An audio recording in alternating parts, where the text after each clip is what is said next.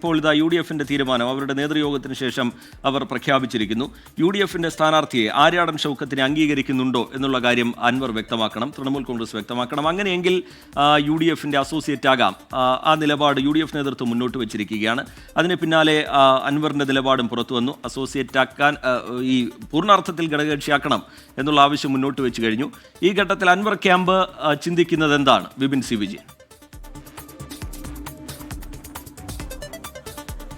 ശ്രീജിത്ത്, ഈ പ്രശ്നത്തിന്റെ പരിഹാരം അത് വലിയ പ്രതിസന്ധിയിലായിരിക്കുന്നു ഈ ഘട്ടത്തിൽ. കാരണം അസോസിയേറ്റ് അംഗമാക്കാം എന്നുള്ളതാണ് UDFന്റെ തീരുമാനമെങ്കിൽ അത് അംഗീകരിക്കില്ല എന്നുള്ള നിലപാടാണ് ഇപ്പോൾ PV അൻവർ എടുത്തിരിക്കുന്നത്. പൂർണ്ണ ഘടകകക്ഷിയാക്കണം എന്നുള്ളതാണ് ആവശ്യം. 2-3 ദിവസമായി തന്നെ ഈ വിഷയത്തിലാണ് ഇപ്പോൾ ഈ തർക്കം കടന്ന് കറങ്ങുന്നത്. കാരണം ആദ്യം ഈ UDFന്റെ സ്ഥാനാർത്ഥിയെ അംഗീകരിക്കണം, അങ്ങനെയാണെങ്കിൽ അസോസിയേറ്റ് അംഗമാക്കാം എന്നുള്ളത് പല വിധത്തിൽ നടന്നിട്ടുള്ള ചർച്ചകളിലും PV അൻവറിനെ അറിയിച്ചിട്ടുള്ള കാര്യമാണ്. ഇതിനു മുൻപ് തന്നെ നടന്ന ചർച്ചകളുടെയും സാരം അതിന്റെ എല്ലാം കൂടി ഒരു ആകെ തുകയായിരുന്നു ഇന്നത്തെ നേതൃയോഗം എന്ന് പറഞ്ഞു വെക്കാം.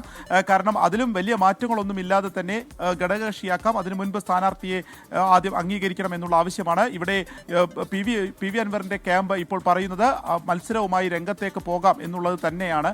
കാരണം അത്തരമൊരു അംഗീകാരം പൂർണ്ണ ഘടകകക്ഷിയാക്കുന്നതിനുള്ളൊരു തീരുമാനം ഉണ്ടായില്ല എന്നുണ്ടെങ്കിൽ നാളെ ഒരുപക്ഷെ ഔദ്യോഗികമായി തന്നെ തൃണമൂൽ കോൺഗ്രസ് ആ കാര്യം പുറത്തേക്ക് പറയാനുള്ള ഒരു സാധ്യതയാണ് കാണുന്നത്. ഇപ്പോഴും അതിന്റെ ചർച്ചകൾ വഴിമുട്ടിയിട്ടില്ല. അതുകൊണ്ട് മാത്രമാണ് അദ്ദേഹം ഇപ്പോൾ മാധ്യമങ്ങളെ കാണാത്തത്. നാളെ 9 മണിയോടുകൂടി മാധ്യമങ്ങളെ കാണും എന്നുള്ളതാണ് ഈ ഘട്ടത്തിൽ അറിയിച്ചിരിക്കുന്നത്. UDFന്റെ ഇതിനു മുൻപ് തന്നെ ഇപ്പോൾ ഇന്ന് പ്രവർത്തക സമിതി യോഗമുണ്ടായിരുന്നു തൃണമൂൽ കോൺഗ്രസിന്റെ. ഇന്നലെ സെക്രട്ടേറിയറ്റ് യോഗമുണ്ടായിരുന്നു. അതിൽ തന്നെ PV അൻവർ മത്സരിക്കാനുള്ള ധാരണയിലെത്തുകയും ചെയ്തിരുന്നു. പിന്നീടാണ് അതിലൊരു അപ്രതീക്ഷിത ട്വിസ്റ്റ് ഉണ്ടാകുന്നതും ഇന്ന് രാവിലത്തെ വാർത്താ സമ്മേളനം മാറ്റിവെക്കുന്നു. അതിൽ പിന്നീട് PV അൻവർ പറഞ്ഞത് 3 സമുദായത്തിന്റെയും നേതാക്കൾ, പ്രധാനപ്പെട്ട ആളുകൾ, 10,000-ഓളം വോട്ടുകളുള്ള നേതാക്കൾ വിളിക്കുകയും ഒരു പകൽ കാത്തിരിക്കണം എന്ന് ആവശ്യപ്പെട്ടതുകൊണ്ടാണ് താൻ ഈ പകൽ കൂടി നിൽക്കുന്നതെന്നുകൊണ്ടാണ്. അപ്പോൾ അതിൽ ഒരു മഞ്ഞുരുകലിന്റെ ഘട്ടം എത്തിയിരുന്നു. ഇന്ന് വൈകുന്നേരത്തെ ഈ നേതൃയോഗത്തിൽ എന്തെങ്കിലും ഒരു അനുകൂല തീരുമാനം ഉണ്ടാകും എന്നുള്ളത് പ്രതീക്ഷിച്ചിരുന്നു. ഒപ്പം തന്നെ ദേശീയ നേതൃത്വത്തിൽ അതിൽ കോൺഗ്രസിന്റെയും TMCയുടെയും നേതാക്കൾ തമ്മിൽ സംസാരിക്കുന്നു എന്നുള്ളത് മനസ്സിലാക്കി. അങ്ങനെയാണെങ്കിൽ അത് വൈകുന്നേരത്തോടുകൂടി ഒരു ചർച്ച ഒരുമിക്കുന്ന ഒരു മഞ്ഞുരുകലിലേക്ക് എത്തുമെന്നുള്ളത് കരുതിയിരുന്നു. പക്ഷേ ഇതാണ് ഈ അസോസിയേറ്റ് അംഗമാക്കാം എന്നുള്ള തീരുമാനമാണ് UDFന്റെ കൺവീനർ അടൂർ പ്രകാശ് ഔദ്യോഗികമായി PV അൻവറിനെ അറിയിക്കുന്നതെങ്കിൽ അത് അംഗീകരിക്കില്ല എന്നുള്ളതാണ്. അതോടുകൂടി ചർച്ച ഏകദേശം വഴിമുട്ടുന്നു എന്നുള്ള സാഹചര്യമാണ് നിലവിൽ. റീജിത്ത്. ശരി, വിപിൻ സി വിജയനാണ് വിവരങ്ങൾ നൽകിയത്.